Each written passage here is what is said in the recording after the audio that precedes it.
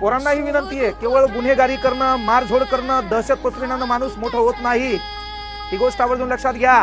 Doctor Babasaheb आंबेडकरांनी कोणालाच हात लावला नाही, कोणाला शिवी दिली नाही, कोणाला सापट मारली नाही.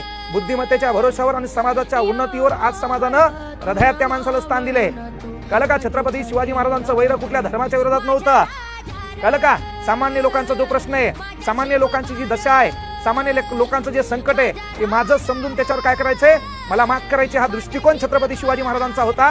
म्हणून महाराष्ट्राच्या कानाकोपऱ्यात चौकामध्ये राजे, चेहऱ्यावर तेज आहे, लखलखती तलवार आहे, तिथं उभे आहेत, हृदयात उभे आहेत, चौकात देखील उभे आहेत. काय वाटलं असेल त्यांना? याच्यासाठी केला होता अट्टहास, याच्यासाठी केले होते युद्ध, यासाठी जपला होता महाराष्ट्र, यासाठी जपला होता देश. काय वाटत असेल भगतसिंगांना? काय वाटत असेल सुखदेव राजगुरूंना, लाला लजपतराय यांना? आठवण त्या समाजसुधारकांचं, विचारवंतांचं बलिदान. काय म्हणत असतील रे? तुम्ही तुमच्या देशामध्ये एकत्र राहू शकत नाही? अरे तो वेस्टिन चर्चिल म्हणला, ते मान्य कराच. तो वेस्टिन चर्चिल म्हणला होता, अरे भिकार चोटानो, तुम्ही तुमच्या घरात नवरा बायको एकत्र राहू शकत नाही, तुम्ही भाऊ भाऊ एकत्र राहू शकत नाही, तुम्हाला स्वातंत्र्य देऊन काय करायचे? आणि तेच फक्त तुमच्यासारख्या गुन्हेगारी प्रवृत्तीकडे वाटचाल करणाऱ्या लोकांमुळे घडायले. महाराष्ट्रात गोरगरीब चांगल्या पद्धतीने जगायला, त्यांना जगू द्या, वातावरण बिघडू नका.